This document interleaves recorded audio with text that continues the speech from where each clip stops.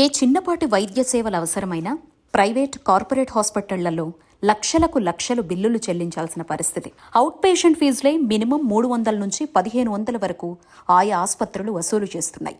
దీనికి తోడు అవసరం ఉన్నా లేకున్నా టెస్ట్ల పేరుతో గుంజేది సరే. చిన్నపాటి వ్యాధులకు సైతం ఎంఆర్ఐలు, స్కానింగ్లు, రకరకాల బ్లడ్ టెస్టులు నేడు సర్వసాధారణమైపోయాయి. ఏదైనా నొప్పొచ్చిందని ఆసుపత్రికి వెళితే ఫీజు కాకుండా అవసరం ఉన్నా లేకున్నా తక్కువలో తక్కువ 10,000 రూపాయల వరకు టెస్టులు చేయిస్తున్నారు అని మధుసూదన్ అనే వ్యక్తి చెప్పారు. టెస్టులు చేయించడానికి వెళితే ప్యాకేజీల పేరుతో అవసరమున్నా లేకపోయినా అదనపు టెస్టులు కూడా చేయిస్తున్నారు అంటున్నారు. ఏ వ్యక్తికైనా ప్రాణ భయం ఉంటుంది. ఈ ఆధునిక కాలంలో వయస్సుతో సంబంధం లేకుండా ప్రతి మనిషి ఏదో ఒక రకమైన వ్యాధులకు గురవుతూనే ఉన్నాడు. ప్రాణభయంతో డాక్టర్ సూచించినవన్నీ పాటించేవాళ్లు ఎక్కువ. అయితే మనిషిలో ఈ ప్రాణభీతిని ప్రైవేట్, కార్పొరేట్ హాస్పిటళ్లు క్యాష్ చేసుకుంటున్నాయన్న విమర్శలు ఇప్పటివి కాదు.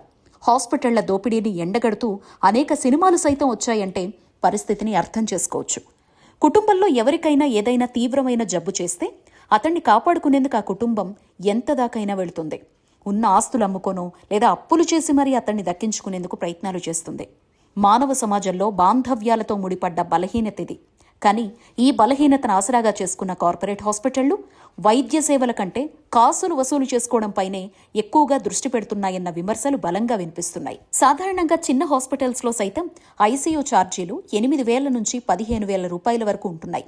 కార్పొరేట్ హాస్పిటళ్ల సంగతి సరే లక్షల్లోనే. 2025 ఏప్రిల్లో రోడ్డు ప్రమాదంలో తీవ్రంగా గాయపడ్డ ఒక ఐటీ ఉద్యోగిని వెంటనే ఒక కార్పొరేట్ ఆసుపత్రికి తీసుకువెళితే 2 రోజుల్లోనే దాదాపు 5 లక్షల వరకు బిల్లు వేశారు.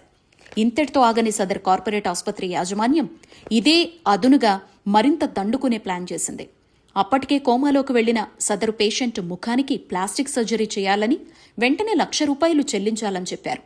అలాగే ట్రైకాస్టమీకి మరో 90,000 అవుతుందని, ఈ మేరకు బిల్లింగ్ సెక్షన్లో డబ్బు చెల్లించి రసీదు తీసుకురమ్మని ప్రిపరేషన్ చేస్తామని పేషెంట్ తల్లిదండ్రులకు చెప్పారు. దీంతో ఆసుపత్రి తీరుపై అనుమానం వచ్చిన ఆ తల్లిదండ్రులు వేరే వారితో సంప్రదించిన తర్వాత మోసం జరుగుతోందని గ్రహించారు. పేషెంట్ను డిశ్చార్జ్ చేయించుకుని నిమ్స్ ఆసుపత్రికి తీసుకువెళ్లి చికిత్స చేయించుకున్నారు. మేము ఆ కార్పొరేట్ హాస్పిటల్ డాక్టర్లు చెప్పిన మాట వినుంటే అక్కడ మాకు అమ్మాయి దక్కేది కాదు, నేను సంపాదించుకున్న ఇల్లుతో పాటు యావదాస్తి సదర్ ఆసుపత్రికే చెల్లించాల్సి వచ్చేదని పేషెంట్ తండ్రి విధాత ప్రతినిధితో తీవ్ర ఆవేదన వ్యక్తం చేశారు. కార్పొరేట్ ఆసుపత్రిలో ట్రైకాస్టమీకి 90,000 బిల్లు చెప్పారు అని, నిమ్స్లో మాత్రం ఒక కిట్ చెప్పి దాన్ని తీసుకువెళితే ట్రైకాస్టమీ చేస్తారు అని చెప్పారు. నయా పైసా అదనంగా ఖర్చు కాలేదన్నారు. నిమ్స్ ఆసుపత్రిలో ₹1,00,000 అయ్యే వైద్యం కార్పొరేట్ ఆసుపత్రుల్లో 10 నుంచి 20 లక్షల వరకు వసూలు చేసే ప్రమాదం ఉందని వైద్య శాఖలో ఒక సీనియర్ అధికారి అభిప్రాయపడ్డారు. ఇటీవల ఒక సీనియర్ జర్నలిస్ట్ తలనొప్పొస్తుండటంతో ఒక కార్పొరేట్ హాస్పిటల్కు వెళ్లాడు. సాధారణ పరీక్షల అనంతరం సిటీ స్కాన్ చేయించాలని సూచించారు. డోలో 650 స్లీపింగ్ పిల్స్ ఇచ్చి వారం రోజులు వాడమన్నారు. ఈలోపు సిటీ రిపోర్ట్ తీసుకురమ్మని చెప్పారు. సరే, 3 రోజుల తర్వాత సదరు జర్నలిస్ట్ సిటీ రిపోర్ట్ తీసుకుని వెళ్లి చూపించాడు. అంతా బానే ఉంది, రాత్రి టైంకి నిద్రపో అని చెప్పి పంపివేశారు. ఈ మాత్రం చెప్పడానికి సిటీ అవసరమా అని సదరు జర్నలిస్ట్ ఆశ్చర్యపోయాడు. ప్రైవేట్ ఆసుపత్రులు గతంలో డాక్టర్లే యజమానులుగా ఉండి నిర్వహించేవారు. దీంతో డాక్టర్ల పేరుతోనే ప్రైవేట్ ఆసుపత్రులు నడిచేవి. డాక్టర్స్ కూడా వచ్చిన మనుషుల్ని, వారి పేషెంట్ పరిస్థితిని చూసి ఫీజు అడిగేవారు కాదు. మరీ పేదలొస్తే ఫీజు కూడా తీసుకునేవారు కాదు. చాలా మంది నాడి పట్టుకుని మొత్తం చెప్పేసేవారు. వైద్య పరీక్షలు ఏవైనా ప్రత్యేక కేసులుంటేనే రిఫర్ చేసేవారు. కానీ ఇప్పుడు ప్రతి దానికి అవసరం ఉన్నా లేకపోయినా టెస్టులు తప్పనిసరిగా మారిపోయాయని గ్రామీణ ప్రాంతానికి చెందిన ఒక సీనియర్ వైద్యుడు అంటున్నారు. రాను పరిస్థితి మారిపోతోంది. డాక్టర్ల స్థానంలో ఆసుపత్రుల యజమానులుగా బడా పెట్టుబడిదారులొచ్చారు. 100 కోట్లు పెట్టుబడి పెట్టి అతి తక్కువ కాలంలో 200 కోట్లు ఎలా వసూలు చేయాలన్న యావనే తప్ప కనీసం సర్వీస్ చేసే యోచన కూడా ఉన్నట్టు కనిపించడం లేదని సదరు గ్రామీణ ప్రాంత వైద్యుడు వ్యాఖ్యానించారు. పెట్టుబడిదారులు నిర్వహించే ఆసుపత్రుల్లో డాక్టర్లకు టార్గెట్లు విధిస్తున్నారు అని, దీంతో డాక్టర్స్ సాధ్యమైనంత మేరకు ఇష్టం లేకపోయినా ఫీజులు, డయాగ్నోస్టిక్ పరీక్షల పేరుతో గుంజటమే లక్ష్యంగా మారిందని చెప్తున్నారు. టార్గెట్ రీచ్ కాలేని డాక్టర్స్ని ఉద్యోగంలోంచి తొలగిస్తున్నారు అని సమాచారం. మహిళలకు వయస్సు పెరిగిన తర్వాత కొంతమందికి హిస్టరెక్టమీ చేయాల్సిన పరిస్థితి వస్తోంది. ఇది చాలా చిన్న సర్జరీ. ఖర్చు 15 నుంచి 20,000కు మించదు. కానీ రూరల్ ప్రాంతాల్లో 30,000 వరకు వసూలు చేస్తున్నారు అని, హైదరాబాద్ నగరంలో మామూలు ఆసుపత్రుల్లో ₹1,00,000, కార్పొరేట్ ఆసుపత్రుల్లో 3 లక్షల వరకు వసూలు చేస్తున్నారు అని తెలిసిందే.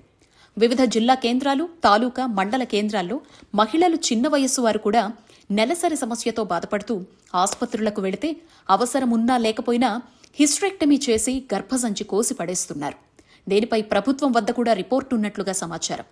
ఇలా ప్రైవేట్ ఆసుపత్రులు పెట్టుబడిదారుల చేతుల్లోకి వెళ్లి కార్పొరేట్గా మారిన తర్వాత వైద్య రంగంలో దోపిడీ తీవ్రతరమైందన్న అభిప్రాయం సర్వత్రా వ్యక్తమవుతోంది.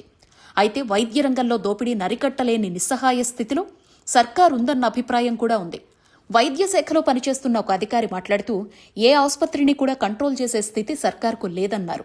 పైగా ఎవరిని కూడా మానిటర్ చెయ్యలేదని, వాళ్లే ప్రభుత్వాలను ఆడించే స్థితిలో ఉన్నారన్న అభిప్రాయాన్ని వ్యక్తం చేశారు.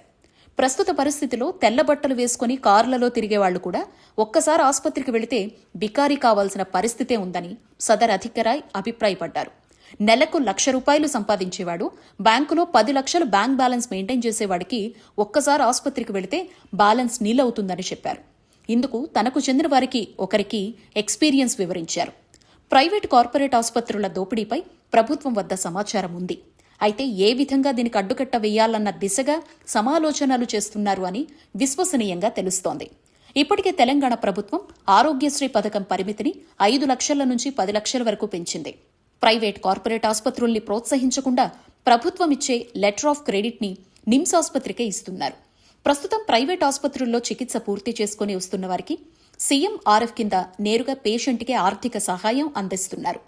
దీనిని మరింత విస్తృతం చేయాలని భావిస్తున్నారు. నిమ్స్ తరహాలో ఇప్పటికే తెలంగాణ మెడికల్ సైన్సెస్ టిమ్స్ పేరుతో హైదరాబాద్ నగరంలో 4 పెద్ద ఆసుపత్రులను నిర్మిస్తున్నారు.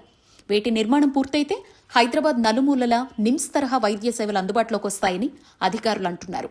ఇదే పద్ధతిలో అన్ని జిల్లాల్లో నిమ్స్ తరహాలో ఒక ఆసుపత్రి నిర్మించాలన్న యోచన కూడా ఉందని తెలుస్తోంది.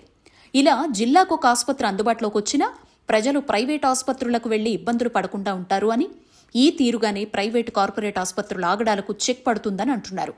ఈ దిశగా తెలంగాణ వైద్య ఆరోగ్య శాఖ ప్రణాళికలు రూపొందిస్తోందని అంటున్నారు. ప్రభుత్వ ఆధ్వర్యంలో వైద్య విద్యా కళాశాలల సంఖ్య జిల్లా కేంద్రాల్లో పెరిగిన నేపథ్యంలో వివిధ విభాగాల వైద్య నిపుణులు జిల్లా కేంద్రాల్లో అందుబాటులోకి వచ్చారు అని, దీంతో డాక్టర్ల కొరత కూడా ఉండదని ఉన్నతాధికారులు అంటున్నారు. మరోవైపు ఆరోగ్యశ్రీ పేరుతో ప్రైవేట్ హాస్పిటళ్లకు చెల్లించే మొత్తాలు జిల్లాల్లో నెలకొల్పే నిమ్స్ తరహా హాస్పిటళ్లకు చెల్లిస్తే ఉభయ ప్రయోజనకారిగా ఉండటమే కాకుండా కార్పొరేట్ దందాకు చెక్ పడుతుందని వైద్య శాఖాధికారులు అంటున్నారు.